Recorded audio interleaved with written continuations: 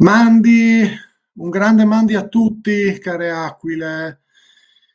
Ben ritrovati a queste nostre oramai abituali dirette.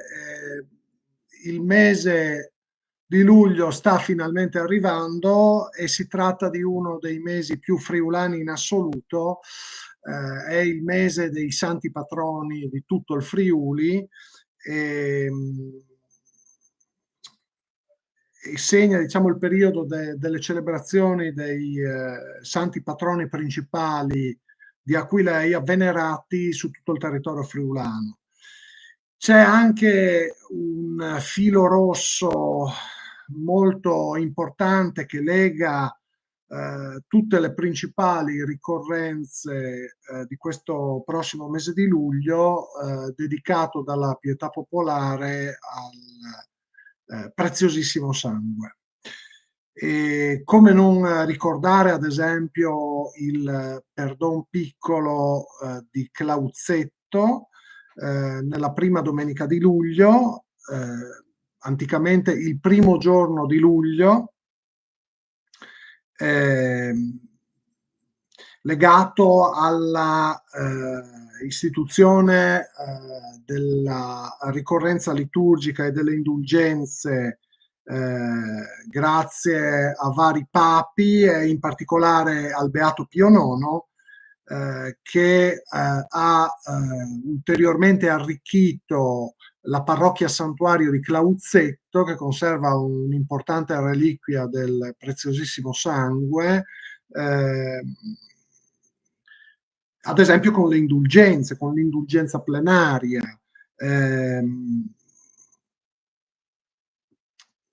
Non tutti, anche in Friuli, conoscono questo santuario che è tra i più importanti in assoluto, non solamente a livello regionale, ma oserei dire a livello europeo.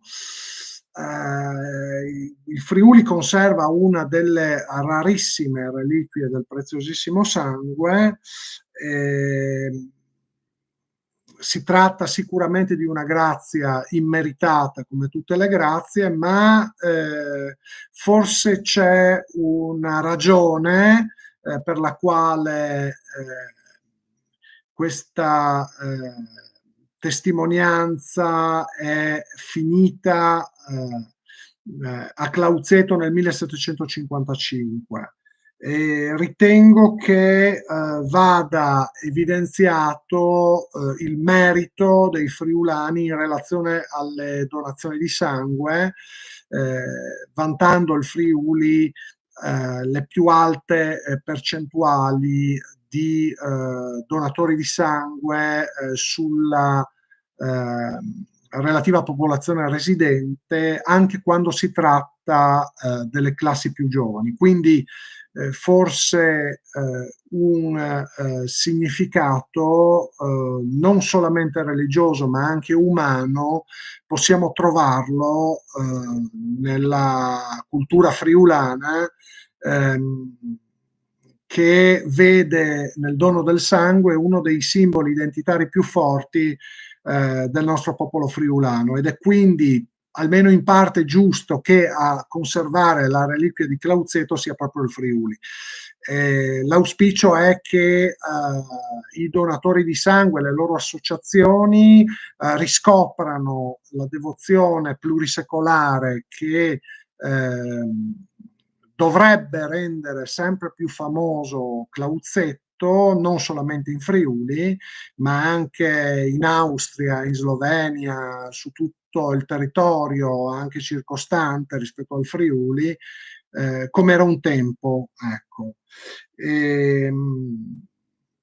Ma vi sono anche molte altre ricorrenze caratteristiche di Aquileia del Friuli che cadono proprio in questi giorni di luglio, nella prima metà del mese.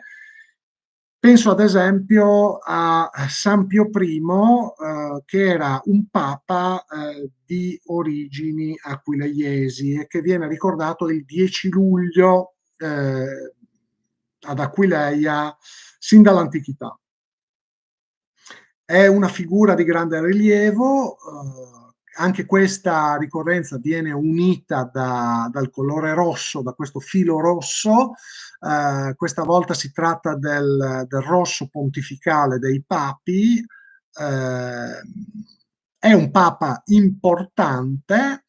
eh, Ricordiamo che sancì il superamento dell'antica alleanza siglata col sangue dei sacrifici degli agnelli dell'Antico Testamento nella nuova alleanza siglata col sangue dell'agnello perfetto che è il crocifisso. Anticipò molti concili nel predicare la salvezza a tutti i popoli sotto il segno dell'agnello pasquale. Quindi non certo a caso la sua importanza non è stata solo dogmatica, ma anche liturgica, e non certo a caso ha lasciato il segno questo Papa per la fissazione della Pasqua, della principale ricorrenza cristiana universale, nella prima domenica successiva al primo plenilunio di primavera. E ricordiamo, per concludere sinteticamente la storia della sua vita, la lotta all'eresia di Marcione il marcionismo, ovvero sia il misericordismo senza conversione, in realtà non è mai morto. Quindi è una figura questa che è molto importante per la Chiesa aquileiese, che ne testimonia in maniera inequivocabile l'antico prestigio, sin dalle origini paleocristiane, e tra l'altro ha avuto anche molti e importanti successori, tra i quali abbiamo già ricordato ad esempio il già citato Beato Pio IX, che è stato ad esempio molto importante anche nella storia dell'arcidiocesi di Udine. Facciamola breve e passiamo subito ai santi patroni del Friuli. Come dimenticare che l'11 e il 12 di luglio ricorre una delle principali solennità della Chiesa aquileiese, e si festeggiano i santi patroni di Aquileia e di tutto il Friuli, e da qualche anno anche di tutta la regione autonoma Friuli trattino Venezia Giulia, come dice anche la legge costituzionale 1 del 2016. Sono santi martiri, protovescovo e protodiacono di Aquileia, i santi Ermacora e Fortunato, che risultano venerati su tutto il territorio di tutto il Friuli, da Concordia a Gorizia a Udine, con una solennità al massimo grado, la vigilia dell'11 di luglio e nella giornata del 12 luglio, che è la loro tradizionale ricorrenza sin dall'antichità. Ultimamente la loro importanza è stata quasi messa in discussione dalla cosiddetta questione ermagoriana, che è stata ispirata dal positivismo storico a uno dei più grandi studiosi della storia del Friuli, qual è Pio Paschini, sacerdote nostrano trapiantato a Roma, che ha messo in discussione l'evangelizzazione petrina e marciana della Chiesa di Aquileia, come dire, aprendo un filone di dibattito su quella che è la collocazione temporale di queste importanti figure comunque storicamente esistite. È vero che dal punto di vista rigorosamente storico poco si sa della vita dei santi martiri aquileiesi, ma anche solamente il martirio, che è certo, costituisce insomma un motivo più che sufficiente di canonizzazione. E quindi, insomma, al di là delle questioni storiche, importante ricordare il sacrificio di coloro che per primi testimoniarono la fede cristiana sulle nostre terre, contribuendo a fondare la Chiesa aquileiese, senza la quale il Friuli nemmeno esisterebbe. E, in ogni caso, l'origine della Chiesa aquileiese è comunque alessandrina e quindi comunque di derivazione orientale. Tra l'altro San Marco, colui che scelse Sant'Ermacora per l'episcopato di Aquileia, morì martire proprio ad Alessandria d'Egitto, città che grazie al suo porto era in costante contatto via mare con la metropoli aquileiese, quindi in un modo o nell'altro è sicuro che il cristianesimo aquileiese affonda le sue radici diciamo nella notte più profonda dell'età subapostolica o comunque paleocristiana, ecco, fin nei primi secoli della storia della Chiesa. E anche questi santi sono uniti da questo filo rosso che percorre questo mese di luglio, no? In questo caso è il rosso del martirio, non più quello del re dei martiri, che si festeggia all'inizio di questo mese, ma quello dei testimoni, dei primi testimoni della fede sulla nostra terra. E, dal sangue dei martiri di Aquileia deriva anche il rosso patriarchino, ovvero sia il colore caratteristico del patriarcato aquileiese,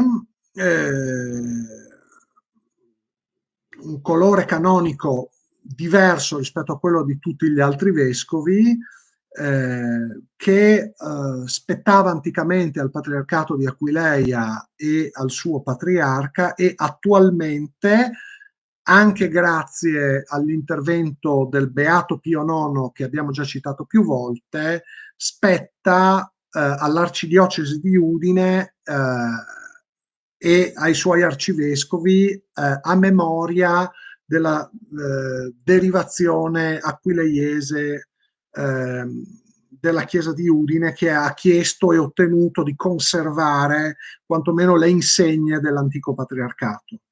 E,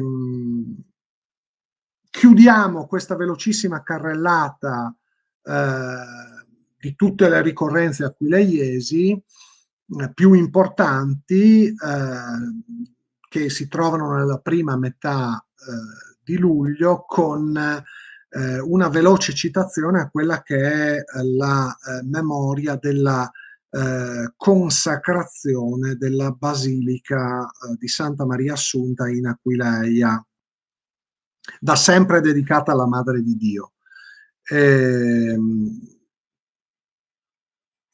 La ricorrenza del 13 di luglio viene presa dall'ultima delle 4 consacrazioni che nei secoli, nei millenni, potremmo dire, questa Chiesa madre, questa Basilica patriarcale ha ricevuto dai suoi vescovi.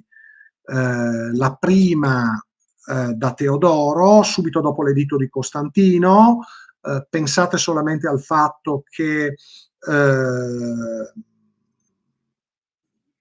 il vescovo di Aquileia Teodoro muore qualche anno prima rispetto alla consacrazione dell'arcibasilica lateranense di Roma, datata 9 novembre del 324. Quindi anche solo il fatto che la consacrazione del primo luogo di culto ad Aquileia risulti anteriore rispetto a quella che viene considerata la madre di tutte le chiese, la dice lunga sul prestigio davvero notevole, forse anche troppo, secondo alcuni, della chiesa di Aquileia. E, la seconda consacrazione risale al vescovo Fortunaziano, che consacrò la basilica paleocristiana nord. La terza è quella di San Cromazio di Aquileia, davvero uno dei padri della chiesa più illustri, che consacrò la basilica paleocristiana sud. E l'ultima consacrazione invece medievale risale al 13 luglio per l'appunto del 1031 e si deve al patriarca Popone von Treffen, che insomma lasciò il segno non solamente nell'architettura di quello che poi divenne il patriarcato di Aquileia, anche politico, ecco, e quindi diciamo il tradizionale ducato friulano successivo rispetto a quello longobardo. Continuato dai patriarchi che dopo il 3 aprile del 1077, quindi pochi decenni dopo rispetto a Poppone, assumeranno non solamente il pastorale, ma anche la spada. Concludo segnalandovi i PDF che già da molti anni le Aquile hanno pubblicato su queste e molte altre ricorrenze del Friuli. I relativi link li trovate in descrizione. Vi invito alla visita ad Aquileia, non solamente pagana ma anche cristiana, almeno durante questi mesi estivi, alla riscoperta delle nostre più profonde radici plurimillenarie. E l'auspicio conclusivo insomma augura a tutti i friulani, a maggior ragione se friulanofoni, una salutare riscoperta della loro identità geografico, storica, linguistica, culturale, plurimillenaria, e perché no, anche una coraggiosa testimonianza incoraggiata dal sangue dei martiri, potremmo dire, a difesa del Friuli e del popolo friulano, perché come dire, ciò che la Chiesa riconosce come merito in relazione alla divina rivelazione, al diritto divino positivo, vale anche su un piano umano, cioè di diritto divino naturale per quanto riguarda l'identità di ogni popolo. Anche nel mosaico della Basilica Aquileiese i pesci pescati dalle reti insomma dei pastori sono molti e diversi. La salvezza è aperta a tutti i popoli, indipendentemente dalla lingua, e tutti vengono riuniti, come dice anche San Cromazio, in un'unica chiesa, pur nel rispetto della natura, dell'identità di ogni popolo. Perché grazia non tollit, sed perficit natura. la grazia si muove su un piano sovrarazionale, che non è irrazionale e che rispetta e perfeziona l'elemento naturale, ad esempio etnico, linguistico, identitario. Quindi l'una cosa non esclude l'altra, anzi.